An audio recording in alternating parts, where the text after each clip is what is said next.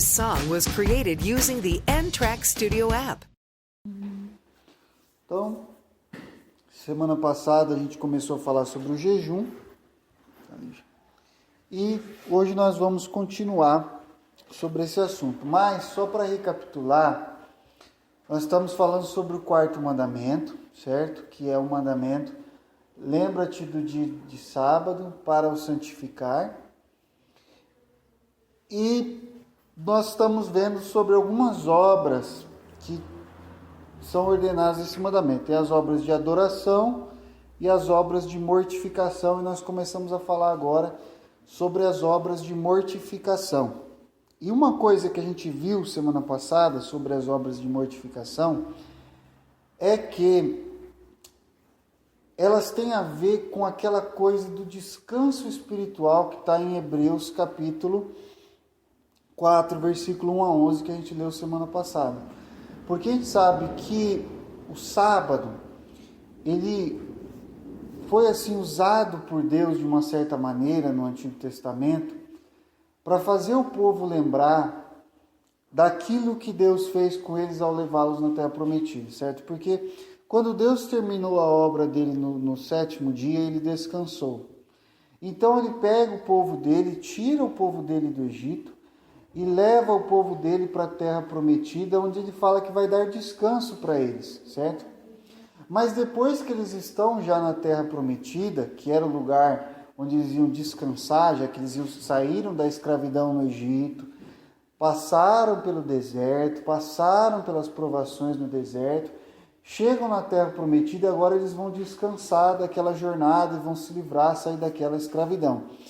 Só que por causa dos pecados deles, no deserto, Deus pega e fala assim, olha, nunca entrarão no meu descanso.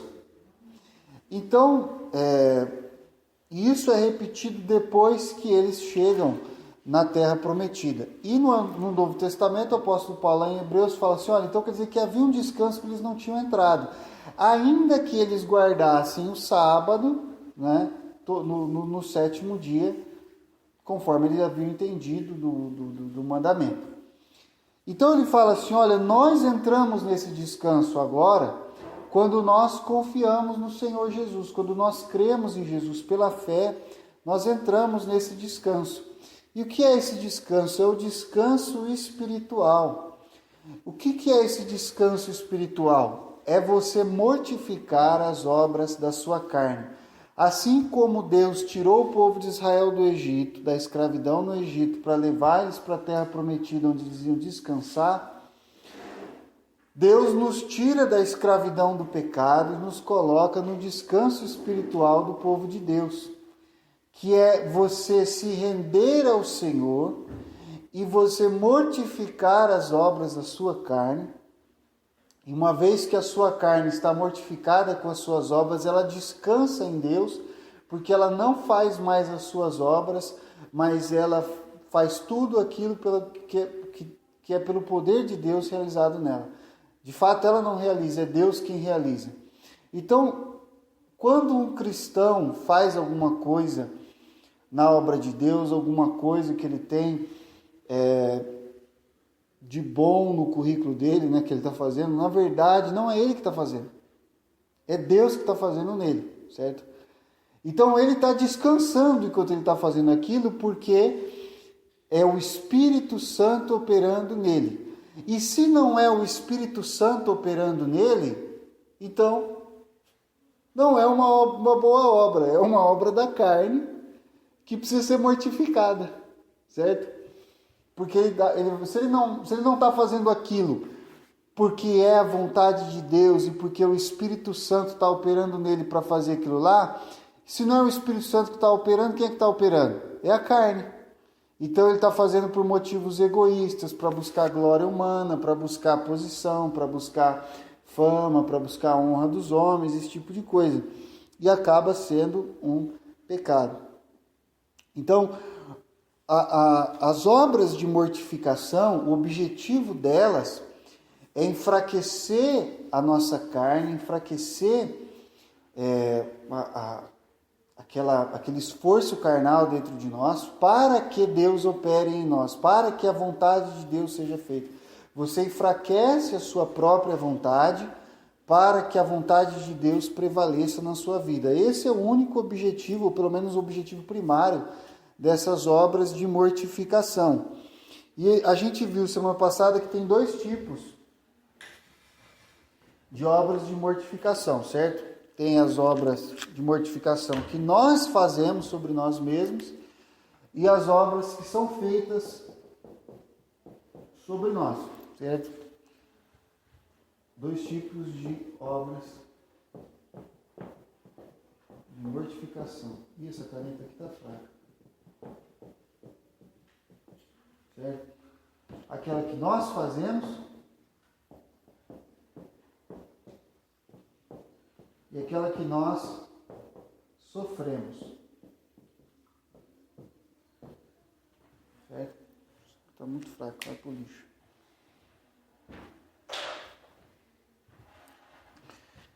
Então, as obras que nós fazemos são coisas que nós realizamos para machucar a nossa própria carne, a nossa própria vontade, os nossos desejos pecaminosos, a nossa cobiça, a nossa concupiscência. E as coisas que nós sofremos são coisas que outras pessoas fazem que machucam a nossa carne, a nossa cobiça, a nossa concupiscência, certo? Dentro dessas coisas que nós fazemos, a gente viu semana passada 2 coisas, a vigília e o jejum. E a gente focou bastante na questão do jejum. A gente viu que o jejum e a vigília são formas de abstinência, certo? Sempre, tanto no jejum como na vigília, quando nós usamos esse termo, esses 2 termos nós estamos falando de abstinência. Então o jejum, abstinência de alimentos, a vigília, abstinência de sono. Sempre essas 2 coisas associadas à oração. Então o jejum que nós estamos falando aqui não é aquele jejum que você faz para fazer um exame. Certo? Você vai fazer um exame no médico, aí você fica um tempo sem comer para chegar lá no médico fazer o exame, ou fazer cirurgia, ou fazer sei lá o quê. Qual que é a diferença? É que esse jejum que nós estamos falando, ele é associado à oração para mortificar a carne, né? Ou a vigília também é a mesma coisa, não é só você ficar sem dormir lá, vou fazer uma vigília aqui, vou me abster do sono hoje, e como é que vai ser essa vigília? Vou aqui assistir o Corujão aqui, né? Vou ficar, você está aqui na televisão, vou ficar sem dormir. É a vigília que nós estamos falando? Não. Então, geralmente, quando a gente fala vigília, é uma abstinência do sono, que a gente vai ficar na igreja, ou no monte, ou sei lá na onde, orando, né? Você associa a abstinência do alimento ou do sono com a oração, e isso se torna um instrumento para mortificar a sua carne, para mortificar as suas concupiscências, suas paixões carnais. Então a gente viu isso semana passada, falou um pouco sobre isso. Agora, a abstinência do jejum e da vigília, a gente tem que entender que elas são suportes, tá? Para a abstinência que nos interessa. Porque o que é que realmente nos interessa quando o assunto é abstinência? A gente quer se abster do pecado, certo? Eu me abstenho de alimentos no jejum, ou me abstenho do sono na vigília, porque eu quero me abster do pecado na minha vida. Então eu entro por meio dessas abstinências num esforço de mortificar a minha carne para conseguir praticar a abstinência que eu realmente desejo, que é a abstinência do pecado. Então, se a pessoa se abstém de alimentos, praticando o jejum, por exemplo, sem se abster do pecado, é inútil. É inútil. É até problemático que ela jejue ao mesmo tempo em que ela continua naquele frenesi de pecado. Não é? É inútil e é contraproducente. Por quê? Pode gerar o efeito oposto. Ao invés de a pessoa vencer o pecado, ela se torna orgulhosa e arrogante, porque ela jejuou. Então ela acha que ela tem até o direito de pecar, e ela compensou, né, uma coisa com a outra. Tal pecado é tantos dias de jejum, agora tal outro pecado, se eu vou fazer, eu tenho que fazer um tanto a mais. E ela começa a ser contraproducente, o negócio começa a piorar, porque ao invés de matar a carne dela, fortalece a carne dela. Dá argumentos para ela pecar, dá argumentos para ela fazer aquilo que Deus odeia, né? Pode gerar a falsa impressão de que você está servindo a Deus, quando na verdade está servindo a si próprio. Continua egoísta, mas o pior de tudo, agora você não sabe que é egoísta, porque você jejuou, porque você foi para a vigília. Então você continua egoísta, continua pecador, mas não sabe, porque você continua praticando aquelas obras e tal espirituais. Então vamos dar uma olhada lá em Isaías 58, para a gente ver um pouco sobre essa questão. Isaías capítulo 58.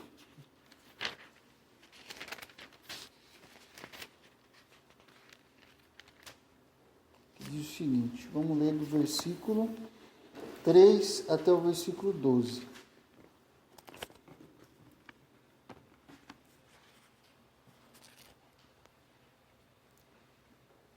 Do 3 ao 12. Dizendo, por que jejuamos nós e tu não atentas para isso? Por que afligimos a nossa alma e tu não o levas em conta?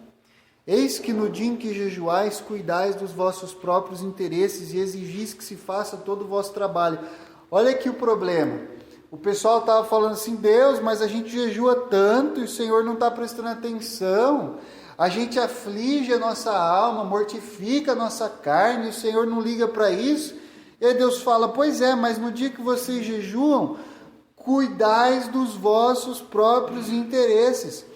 Vocês continuam egoístas. Não está resolvendo o jejum de vocês. Eis que jejuais para contendas e rixas, e para ferir descompunho iníquo.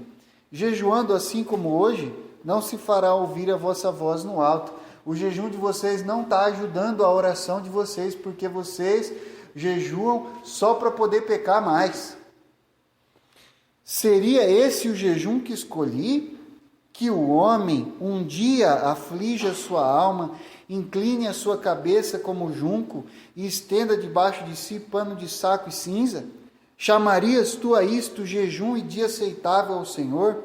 Deus fala, adianta tudo esse show que vocês fazem aí, de jejum?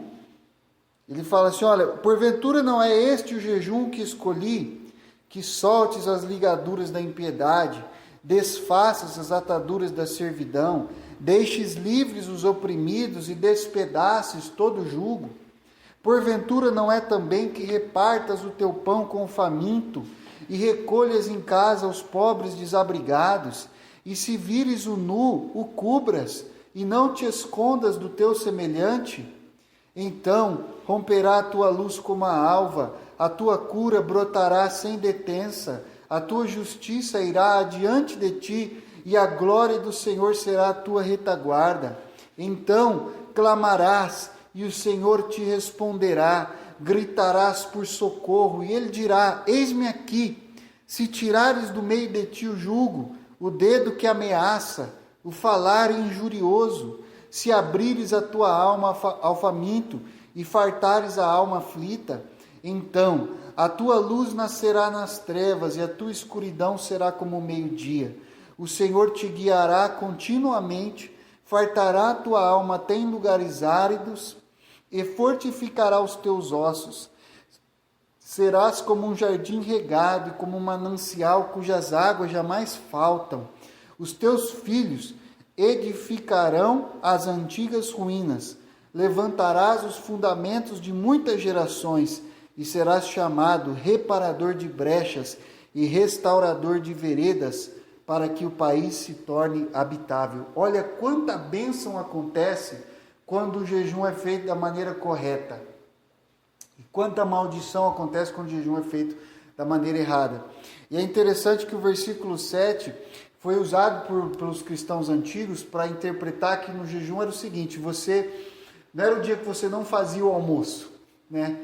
No jejum, o cristão, ele preparava a refeição e não comia, levava para algum necessitado e dava. Se ele não fizesse isso, ele não fez jejum. Porque ele fala assim, olha, porventura não é também que repartas o teu pão com o faminto.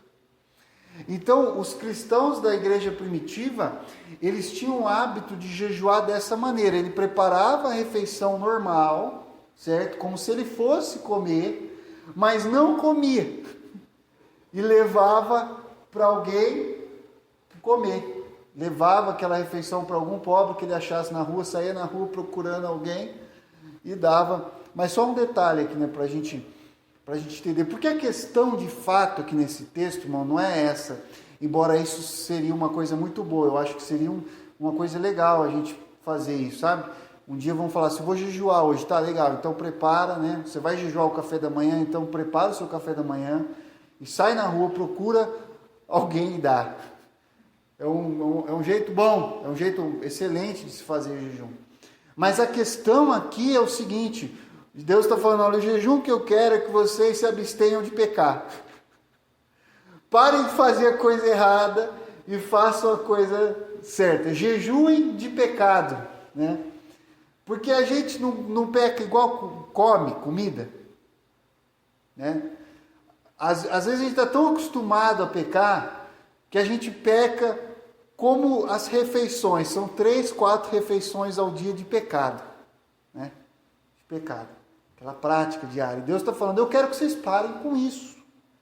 É esse jejum que eu quero. Jejum de pecado. Parem de pecar. Parem de fazer coisa errada. Comecem a fazer a coisa certa. E nós jejuamos para obter suporte espiritual na nossa luta, que de fato é para se abster das paixões carnais. Vamos dar uma olhada lá em 1 Pedro, capítulo 2, versículo 11. 1 Pedro, capítulo 2, versículo 11. Olha que interessante como é que Pedro via essa luta espiritual contra o pecado. Amados, exorto-vos como peregrinos e forasteiros que sois, a vos absterdes das paixões carnais que fazem guerra contra a alma. Então, veja só, jejum, abstenção de alimentos, né? Vigília, abstenção de sono. E aqui Pedro fala, olha, tem mais uma abstenção. Abstenham-se das paixões carnais. Parem de alimentar as paixões carnais. Pois não, pastor? Paulo ele chega também a orientar, assim, dar uma instrução para o casal cristão, se ele quiser se apartar do relacionamento íntimo, do lado sexual, por um período de tempo para dedicar-se à oração, Paulo orienta isso também. Pode fazer, ele fala até não por muito tempo, né? Não muito tempo para não cair em tentação, né? Justamente porque é aquela história, assim como o jejum, você jejua para fortalecer o seu espírito, mortificar a sua carne, não para morrer, certo? Agora, se o casal entra num esquema desse aí, vamos fazer uma castidade aqui, e daqui a pouco não tem mais casamento, não resolveu nada. É só um períodozinho curto de tempo para orar, para dedicar a oração. Mas as paixões carnais aqui, embora a gente sempre, quando lembra de paixões carnais, a gente pensa na questão sexual, mas não necessariamente paixão carnal é só o desejo, o impulso sexual. Porque o impulso sexual, por exemplo, do marido pela esposa, de uma forma saudável, temperado pelo amor, temperado pelo carinho mesmo que existe entre o casal, não é considerado uma paixão carnal, certo? Por quê? Porque é um amor verdadeiro, é a prática de um ato sagrado, na verdade. A Bíblia diz que é sagrado o leito do casal, né? O leito do matrimônio. E o leito do matrimônio não está falando que a cama deles é sagrada, né? Que a armação de madeira, o colchão, o estrado é sagrado. Não, o leito matrimonial é o que eles fazem ali. É uma forma de dizer figuradamente que ele está falando aquilo é sagrado. Tem uma vez que eu ouvi um pastor falar, que ele falando assim, irmãos, a gente tem que separar as coisas, né? Quando eu estou lá com a minha esposa, eu não oro, eu agradeço, dou glória a Deus, falo em línguas. Pois está errado, devia. Porque é sagrado o que eles estão fazendo, é santo o que eles estão fazendo. Paixão carnal aqui pode ser, por exemplo, uma ira que você nutre contra alguém, certo? Pode ser uma paixão carnal. A paixão carnal pode ser um vício que você tem pelo prazer em qualquer área, o prazer de uma série de televisão, de um jogo de videogame, de comer, de beber, de falar palavrão, enfim, inveja que você tem, pode ser uma paixão carnal, ciúmes, né? O marido que é extremamente ciumento, a mulher não pode olhar para o lado, que o cara já, né, quer colocar um tapa-olho assim nela, para ela ficar que nem um cavalinho aqui, paixão carnal. Tudo isso é paixão carnal, paixão carnal. Você vai lá em Gálatas 5 depois e dá uma olhada lá as obras da carne. Tudo aquilo ali é paixão carnal, dissensão, contenda, ira, discórdia, maledicência, fornicação, impureza, prostituição. É claro que a parte sexual está envolvida, mas tem muito mais do que isso envolvido ali. A parte sexual, ela é uma coisa muito forte, muito grande, ocupa um grande espaço nas paixões carnais, mas ela não ocupa todo o espaço. Tem espaço para outras coisas também. Mas, quaisquer que sejam os tipos de paixões carnais que estejam envolvidas ali, Pedro fala, abstende-vos das paixões carnais. Abstende-vos. Então, basicamente, como é que você luta contra essas paixões carnais? Você não luta, você se abstém. Porque quando você está jejuando, você não está lutando com a comida, certo? Né? O que você está fazendo? O cara que está lutando com a comida está comendo. Né? Ele está aqui, eu odeio você, bife. Plau, não, vou te mastigar inteiro. Ele está lutando com a comida. Mas o cara que está jejuando não está lutando com a comida. Ele está deixando a comida para lá. Esconde a comida de mim. Não quero saber de comida. Se você for lutar com as paixões carnais, né? Vem aqui, vou rolar agora, né? Que nem jiu-jitsu com a paixão carnal. Você pega, vou dar um armlock na paixão carnal. Você vai ver o armlock que você vai dar. A paixão carnal te dá um trança-pé, na hora que você vê, você está beijando ela, enrolado com ela até o pescoço, não sabe o que fazer para se livrar. Porque a ideia é se abster, é se afastar, certo? É parar com aquilo. Não é você ficar ali numa queda de braço com a paixão carnal. É você largar a mão da disputa e sair fora. Abstende-vos das paixões carnais que guerreiam contra a alma, que fazem guerra contra a alma. A melhor maneira de vencer essa guerra é se abster daquelas coisas, porque elas estão destruindo você por dentro. Então, basicamente, o que Pedro está falando, olha, é que nem uma vez, sabe aqueles vídeos de YouTube de como se defender de um ataque com faca? Tem vídeo, eu já vi bastante, eu acho que só homem que gosta de ver esses vídeos, né? Algum homem além de mim já olhou no YouTube essas coisinhas de luta, como é que faz para... O pastor João confessou, Cezinha já também, Júlio, admita, Rafa, Geraldinho, o cara vem, né? Daí sempre mostra, o cara vem com a faca, se o cara vier assim, o que você faz? Se o cara vier assim, o que você faz? Se o cara vier assim, o que você faz? Aí... O vídeo sincero, a verdade, o cara fala assim, olha, procura a melhor saída e ó, corre, que você vai levar um monte de facada. Na primeira corrida, as fotos eram gente com a mulher lá, com a mulher de Potifar. E E é verdade, irmãos. Tem uma vez, eu não sei se o pastor lembra, não sei se ele viu, mas a gente estava lá em Brasília, na praça, sei lá, do Camelô, sei lá o que é o nome do negócio lá. E de repente nós ouvimos um estalo, né, um tiro, e o pessoal começou, corre daqui, corre dali. E eu, irmão, sempre aquele panguazão assim, né? Todo mundo correndo e eu olhando assim. O que está acontecendo? O que está acontecendo aqui, né? E de repente olhei o cara em cima do outro, esfaqueando o cara. Os dois caíram no chão e um cara esfaqueando o outro. Irmãos, esquece tudo que você viu na televisão. Simplesmente não funciona. É mentira. É mentira. O cara dava golpes repetidos, um atrás do outro, vários golpinhos pequenos, e aquela faca foi entrando no braço do cara, e pegava no peito, pegava no braço. Daqui a pouco o cara ficou todo ensanguentado. Eu estava uns 10 metros do cara. Eu nem vi. Tava aqui, o cara tava na minha frente. Eu nem sei onde que o pastor João tava. Onde que você tava, pastor? Você saiu correndo também? Eu tava ali, você ficou olhando também, né? Aí eu sei, mas foi coisa assim, irmãos, de meio segundo. Foi muito rápido, muito rápido.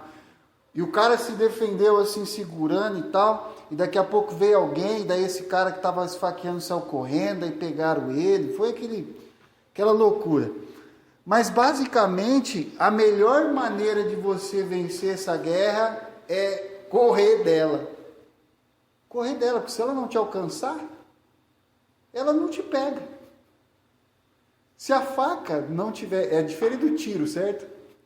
O tiro você pode estar a 100 metros, ele te pega. Mas um ataque à faca, o cara tem que estar perto de você. O cara tem que estar ali.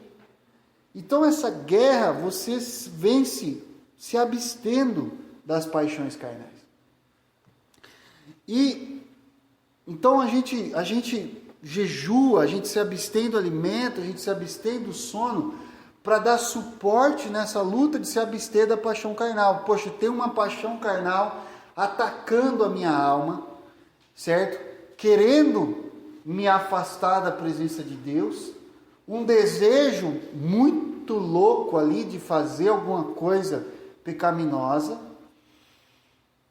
e eu não quero justificar isso, eu não quero fortalecer isso, eu quero me abster disso. Então eu entro no jejum, na oração, entro numa vigília de oração, numa consagração, numa busca, para fortalecer o meu interior e mortificar a minha carne para que eu me abstenha daquela paixão carnal, certo? E para que eu possa viver uma vida boa. O jejum não é para que a minha vida seja miserável, sem gosto, sem alegria, é para que ela seja feliz. Vamos dar uma olhada lá em Romanos 8:13.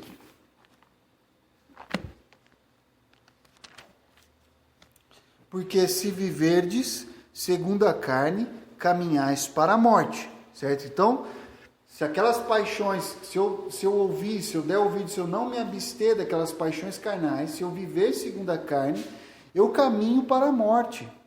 Mas se pelo Espírito mortificardes os feitos do corpo, certamente vivereis.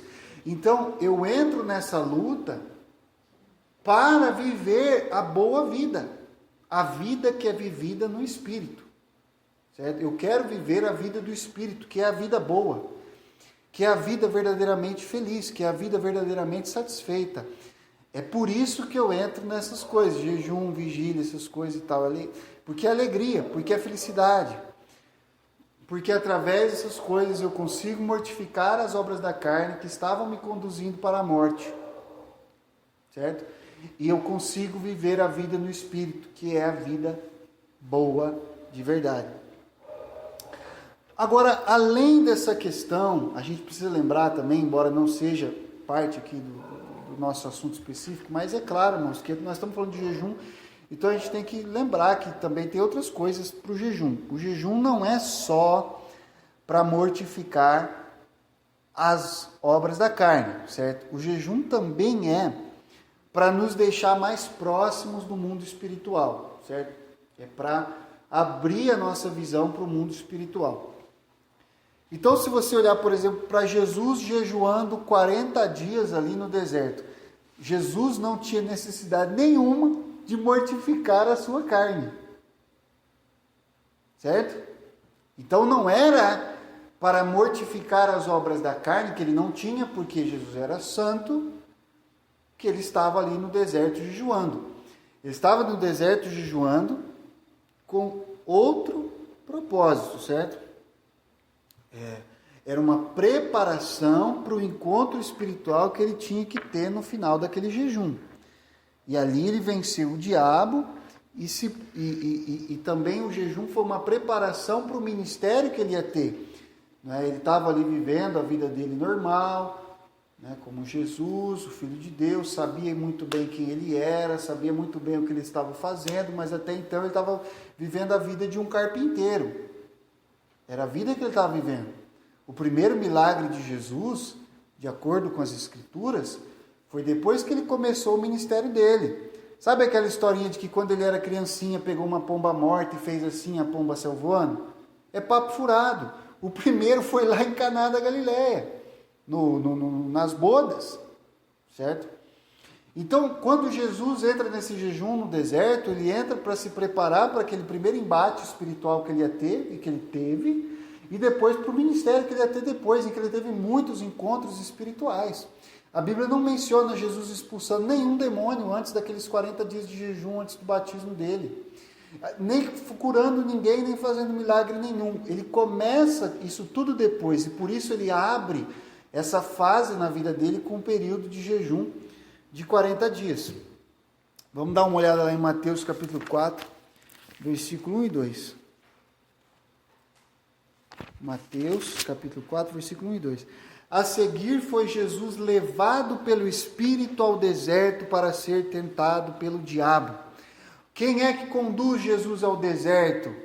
A abstinência de convívio social, o Espírito. E ali o que ele faz? Jejua 40 dias e 40 noites. Quem é que conduz ele nisso? O Espírito. O Espírito conduz ele naquilo para mortificar a concupiscência da carne dele? Claro que não, Jesus não tinha concupiscência nenhuma para morrer. Não precisava matar concupiscência nenhuma. Foi para prepará-lo para aquela nova fase na vida espiritual dele. Agora, no nosso caso, é diferente porque nós somos pecadores, certo? Então, a gente nunca jejua só para preparar-nos para uma fase nova na nossa vida espiritual. A gente sempre jejua também para mortificar as paixões que estão constantemente lutando contra a nossa vida espiritual, certo? Contra a nossa alma. Então, a gente sempre está lutando contra paixões carnais e, portanto, a gente sempre jejua para vencer essa luta. Mas a gente também pode fazer isso. Então, o jejum em nós, ele opera das duas maneiras. Tanto a mortificação, certo? Da carne, do pecado, quanto nos abrir para a realidade do mundo espiritual. Então, o jejum, ele tem esse efeito também na vida do cristão. Por isso que você ouve, às vezes, as pessoas os cristãos falaram das experiências que eles tiveram, quando eles entraram num jejum muito forte, tal, e como Deus fez isso, Deus fez aquilo. O pastor João já contou a história da irmã Bia, quando ele jejuou, e aí, quando chegou no final do jejum, a irmã Bia converteu. Contei para vocês já do jejum que o meu avô fez 40 dias de jejum, e para pedir um dom espiritual, Deus deu o dom para ele depois daqueles 40 dias. Mais uma experiência, 21 dias jejuando e no final, batismo com o Espírito Santo. Porque o jejum tem esse efeito. Tem uns que jejuam 40 dias e chegam perto da morte. Ai, vi a morte. Olha, 40 dias sem comer, sem comendo mal. Vai ver o quê? Vai ter mesmo um encontro espiritual muito forte. Então, existe esse efeito do jejum, certo? E ele é muito real mesmo. Agora, entenda que se você jejua, o jejum por si só tem essa capacidade de abrir você para o mundo espiritual, mas ele por si só não tem a capacidade de preparar você para o que você vai encontrar lá, certo? Você pode jejuar muito ali, né? E de repente, depois de um tempo de jejum, Deus começa a mostrar, ou você começa a ver espíritos, ver anjos, ver demônios, ver isso, ver aquilo, não é? Mas se você não está preparado pelo amor ao próximo, pelo amor a Deus, né? Você vai chegar lá no mundo espiritual e não está preparado para aquilo. Você vai ver aquilo ali, seus olhos vão se abrir, mas você não sabe o que fazer, você vai ter uma experiência horrível, assustadora, porque você não estava preparado para aquilo. Então o jejum, ele tem essa capacidade de nos abrir para as coisas espirituais, de nos elevar espiritualmente, mas ele sozinho não te prepara para o que você vai ver lá. Então, se você não estiver bem firmado no amor a Deus e no amor ao próximo, se não tiver uma vida de oração, não estiver vencendo o pecado, né, você está só jejuando mas da comida, mas não está jejuando do pecado, aí você chega lá, meu amigo, vai ser feio. Você vai falar, era melhor não ter jejuado e não tá vendo o que eu estou vendo agora, né? Então essa é uma questão aqui sobre o jejum. Agora, o jejum também é um complemento poderoso para a oração. A oração você vai estar sempre orando. O jejum você não vai estar sempre jejuando, né? Via de regra, porque você vai estar sempre comendo. Deus fez a boca, como diz o menino da internet, para comer. Então comer é uma coisa que você vai sempre fazer. Jejuar você vai fazer uma vez por mês, uma vez por semana, sei lá. Eu conheço amigos que tiram um mês no ano para jejuar todo ano, outros que tiram uma semana, outros que tiram 2 vezes por semana, né? Os cristãos primitivos, eles sempre jejuavam de quarta e sexta. Era a regra da igreja primitiva que todo mundo jejuava de quarta e sexta, né?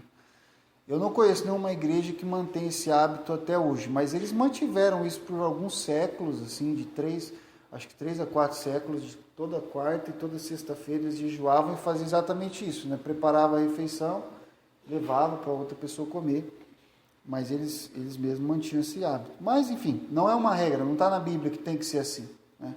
Mas é aquilo que eu falei no domingo, né? Não é porque não tem uma regra falando que tem que ser, que também agora nós não vamos fazer nunca, né? A gente vai medindo aí conforme a nossa necessidade, vai jejuando. Agora, a oração não. Oração é um negócio que você faz igual comida. Você ora todo dia, várias vezes ao dia, né? O máximo de tempo que você puder orar por dia, você separa para isso.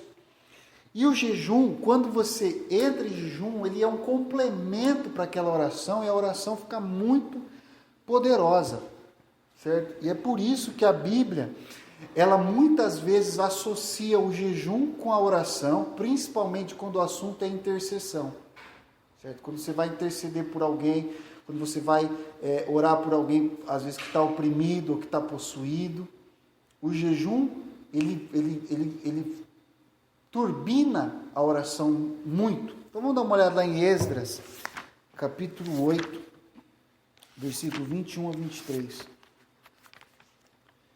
Esdras, capítulo 8, versículo 21 a 23. Então apregoei ali um jejum junto ao rio Ahava, para nos humilharmos perante o nosso Deus, para lhe pedirmos jornada feliz para nós, para nossos filhos e para tudo que era nosso. Porque tive vergonha de pedir ao rei exército e cavaleiros para nos defenderem do inimigo no caminho, porquanto já lhe havíamos dito: a boa mão do nosso Deus é sobre todos os que o buscam para o bem deles, mas a sua força e a sua ira contra todos os que o abandonam. Nós, pois, jejuamos e pedimos isto ao nosso Deus e ele nos atendeu. Então você vê que Esdras, ele não se limitou apenas a orar pedindo a proteção de Deus, pedindo ali a ajuda de Deus naquela situação, mas ele juntou o jejum com a oração e Deus trouxe aquilo que ele tinha pedido. Agora vamos lá em Esther, capítulo Esther, é logo em seguida, Esdras, Neemias, Esther, bem pertinho de Esdras, capítulo 4, versículo 16. Capítulo 4, Esther, capítulo 4, isso, capítulo 4, versículo 16. E diz assim: vai ajunta a todos os judeus que se acharem em Suzã, e jejuai por mim. Não comais nem bebais por 3 dias, nem de noite nem de dia. Eu e as minhas servas também jejuaremos. Depois irei ter com o rei, ainda que é contra a lei, se perecer, pereci. Então, o que a gente sabe, a história de Esther ia fazer uma coisa ilegal para poder salvar a vida do seu povo. Então, ela tinha que fazer aquilo. Era o dever moral dela. Olha que coisa interessante. Era o dever moral dela quebrar a lei dos homens. Não vou nem falar disso, né? Mas vamos lá. Vamos voltar para o assunto que é o jejum. Ela, antes de fazer aquela coisa que era muito arriscado, que podia custar a vida dela, ela fala: jejuem por mim. Eu vou jejuar, mas vocês também têm que jejuar por mim. Óbvio que o jejum dos outros não ia ajudar em nada a mortificação da carne dela, certo? Você percebe? Que o jejum, nesse caso, foi usado para fortalecer a oração que eles estavam fazendo, para turbinar a oração que eles estavam fazendo.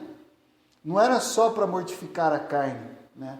Porque o jejum estava sendo usado para interceder por alguém. E vamos lá agora em Marcos capítulo 9, versículo 29. Marcos capítulo 9, versículo 29. Respondeu-lhes, Jesus falando aqui, hein? Esta casta não pode sair, senão por meio da oração e do jejum. Então, quer dizer, tem certas batalhas espirituais, certas forças demoníacas, que é necessário que você associe a oração com o jejum, para poder vencer.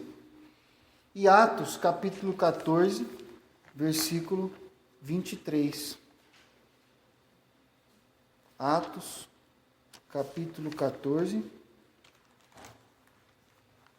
versículo 23. E promovendo-lhes em cada igreja a eleição de presbíteros, depois de orar com jejuns, os encomendaram ao Senhor em quem haviam crido. Então aqui a igreja primitiva ela tinha um hábito de quando alguém ia entrar no ministério, ia ser consagrado ao ministério, fosse como presbítero da igreja ou como missionário, porque se você for ver o caso também de Paulo e Barnabé, quando eles foram enviados pela igreja, foi o mesmo padrão.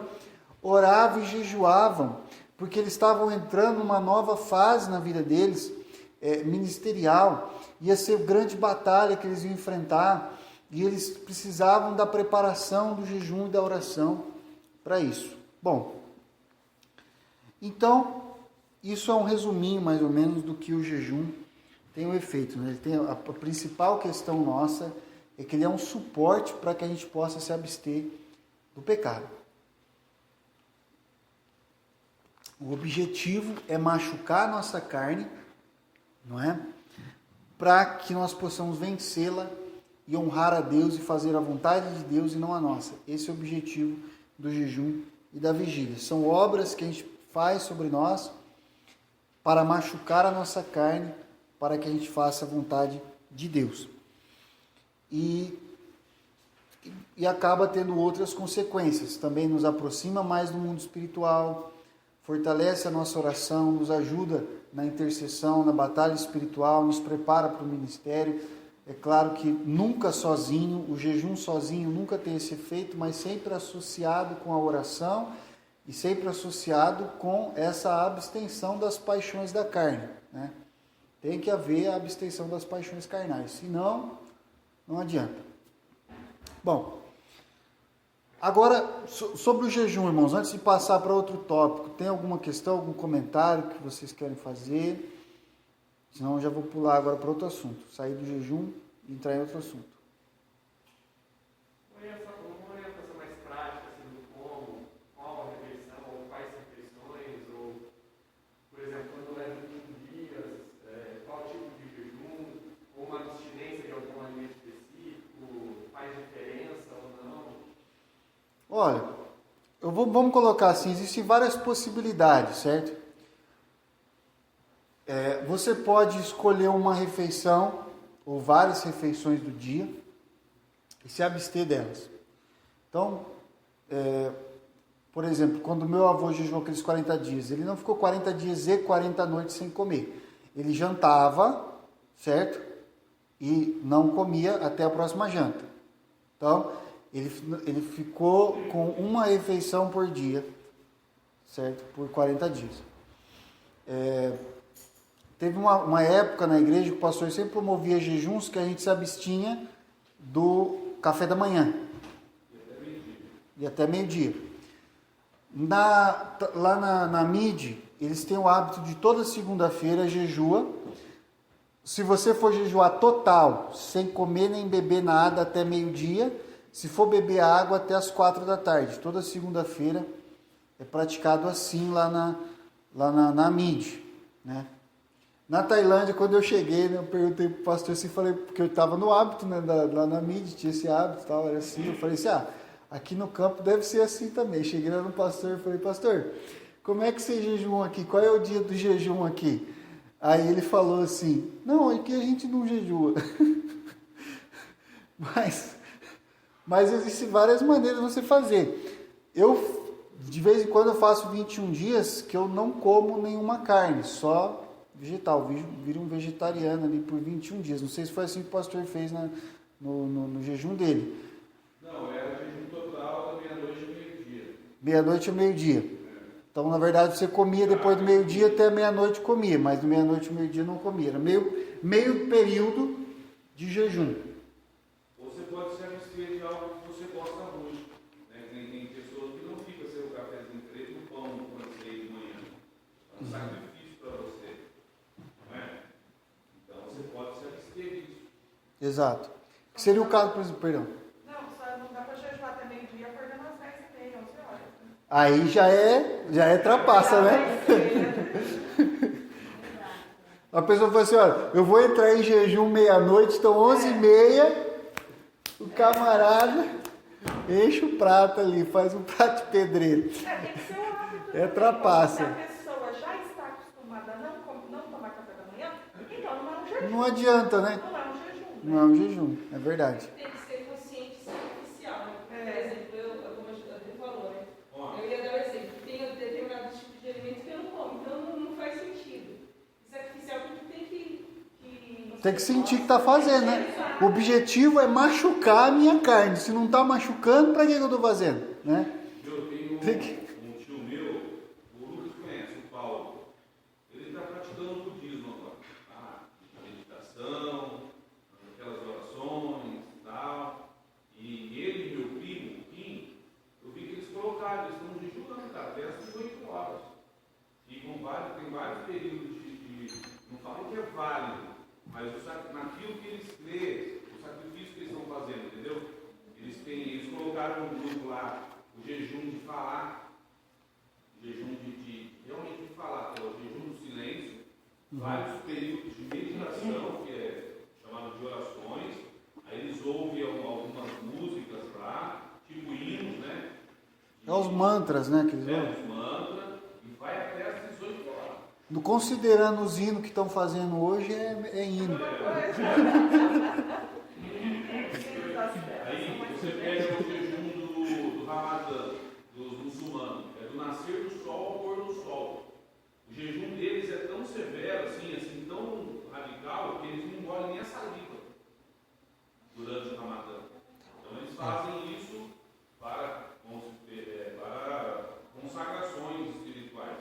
E quando eu estava no Senegal, eu estava no meio do Ramadã.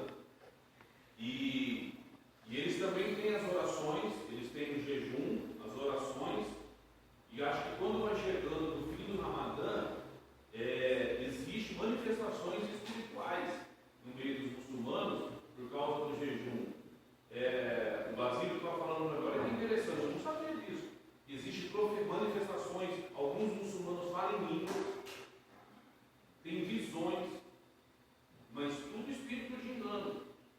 Você está vendo como que é? É aquilo que a gente falou, ele abre você para o mundo espiritual, não necessariamente te prepara. Certo? No mundo lá, que era o mundo da Eugênia lá, né? Que era, graças a Deus não é mais. Fazem também muito jejum. Fazem, não é, Eugênio? A consagração do Dom Bó, fala lá, entra no quarto, a pessoa fica sem comer, para poder receber entidades maiores, mais O fortes. objetivo é te abrir para o mundo espiritual. E quando você, na verdade, existem atalhos, né? Por exemplo, é muito comum você ver esse pessoal que usa o budista, os monges que praticam e levam a sério, fazem muito jejum, fazem muito aquelas coisas, eles conseguem acessar o mundo espiritual, é fato. É fato. O que não significa que eles estão preparados para isso, né? Os muçulmanos conseguem, o que não significa que eles estão preparados para isso. E o pessoal da rave achou um atalho. Eles tomam ácido e eles têm visão espiritual. Eles veem demônios, eles veem o mundo espiritual. Eles veem coisas absurdas e eles não sabem lidar, depois ficam loucos, aí entra em depressão. Por quê? Porque ele não estava preparado, através do uso de drogas, né? E o uso de drogas tem esse efeito. Você pega o cara, e às vezes você pega o cara no crack, você não sabe se é pelo crack ou porque faz um mês que ele não come, só fuma crack. Ele vê coisas espantosas. E ele vê mesmo. Vê mesmo. O que não significa que ele está preparado para isso.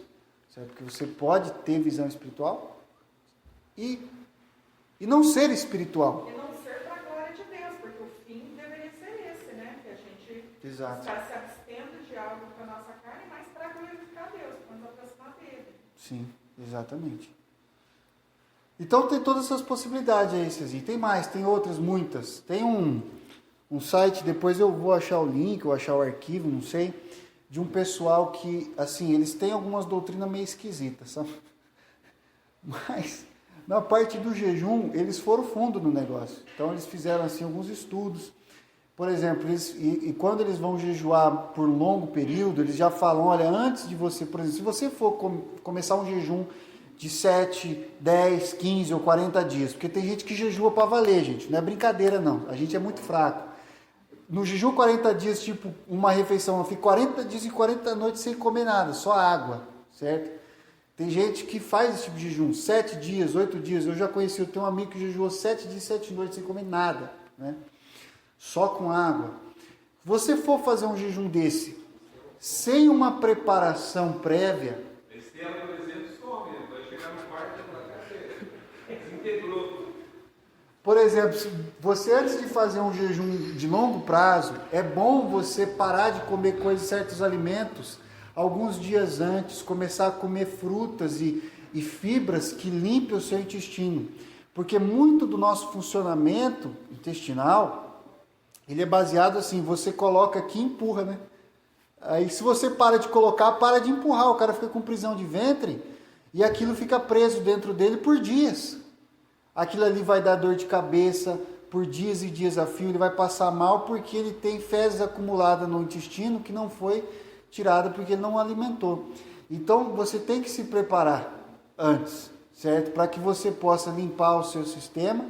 Aí você entra num jejum de 7, 8 dias, é normal que nos primeiros, até o terceiro, quarto dia, você sinta um pouquinho de dor de cabeça, sinta uma fraqueza muito forte, uma fome insuportável.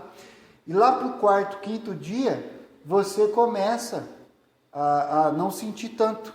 O seu corpo se adapta. O seu corpo se adapta.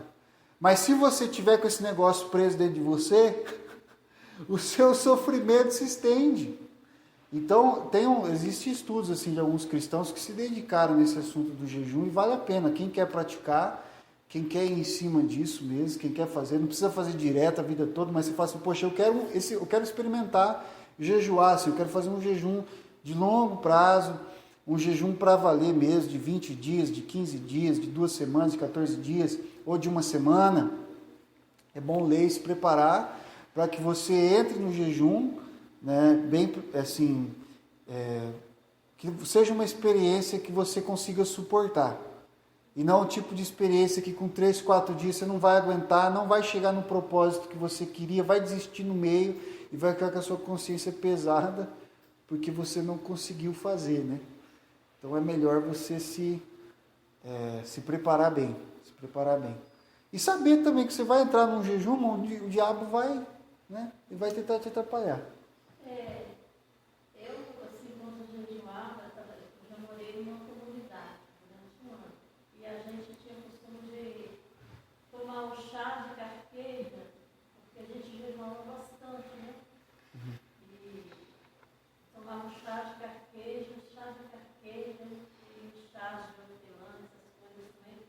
ajuda bastante na digestão e tudo. Uhum. Eu consegui fazer mesmo assim, só 3 dias direto, né, sem comer mesmo. Uhum. Mas tinha gente que fazia 7 dias, que conseguia, tá? Mas o chá também ajuda muito nessa questão, né? Sim. E a água também, né? A gente, assim, eu principalmente não consigo me abster totalmente da água, né? A gente toma, Uhum. porque também eu creio que vai desidratar, né? Sim. Deus Se for quer sem fazer água, o sacrifício mesmo, Jesus já pagou na cruz. o objetivo não é se você comprar a sua salvação, né? Então, Você já tem, você já é salvo. então, mas assim, o jejum ajuda muito mesmo, porque a época que a gente está jejuando, Deus dá assim, uma vitória muito grande na vida espiritual da gente, ajuda a nos fortalecer, né? Eu sentia bem assim, né? Foi bom. Foi muito bom, foi uma experiência maravilhosa. Eu não sei até que ponto é verdade, porque a gente sabe, irmãos, que hoje em dia, né, depois da experiência com o coronavírus, a gente não acredita mais em nada que a gente vê na internet, né? Todo mundo é especialista e cada um fala exatamente o oposto do que o outro falou. Mas eu vi uma vez um médico falando sobre o que acontece no seu corpo conforme você vai jejuando. Ele fala assim, com tantas horas de jejum começa a acontecer isso. Com tantas horas de jejum começa a acontecer isso. Com tantas horas seu corpo começa a fazer isso. E aí ele vai mostrando como até mesmo o seu corpo vai eliminando toxina.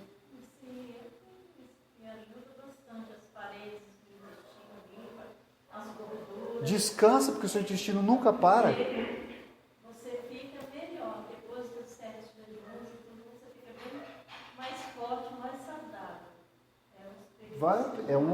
É uma coisa boa. Mas faz sentido porque as dietas, de modo geral, sempre abstinência de um alimento, né? Tem uma que eles chamam de dieta jejum intermitente, né? Que é um propósito mesmo de purificar, assim, Sim, existe essa... Eu não sei se todos os especialistas concordam, mas tem uma meia dúzia aí na internet falando que funciona. Mas o nosso objetivo não é bem esse, se acontecer, estamos no lucro, né? O que a gente quer é mortificar a carne, se aproximar do mundo espiritual. Em todas as religiões, todas, você vai estudar, todas vão pedir a abstinência, a prática do jejum, da meditação, para realmente ter como se diz, uma experiência espiritual, ou se fortalecer espiritualmente e modificando os desejos da carne, Ou trocando por alguma coisa, né? a maioria, você pode Sim. pegar a religião hindu, os sadhus, aqueles caras ficam na mesma posição sem comer, sem falar, muito tempo, não é um dia, né? Muito tempo, Sim. não se mexe. É aquela história, ele vai ter uma experiência espiritual, é isso que ele quer. Não significa que ele é salvo, não significa que ele está preparado para aquilo. Simplesmente, se você jejuar, Deus criou o homem de uma tal maneira que se você fizer isso, acontece. Acontece, acabou. Você vai para o inferno do mesmo jeito. Porque Experiências espirituais. com experiências espirituais, né? Um testemunho. Quando eu estava mal ano passado, no final, na metade de dezembro, eu fiz um jejum de 7 dias e não o tempo todo, foi até meio-dia, até 1 hora, né? Que era o horário do almoço. Com esse propósito da minha cura. Né? E a gente eu terminei no último dia lá em Campos do Jordão, que a gente viajou para lá, deu 7 dias. E lá foi minha última crise e depois eu não tive mais.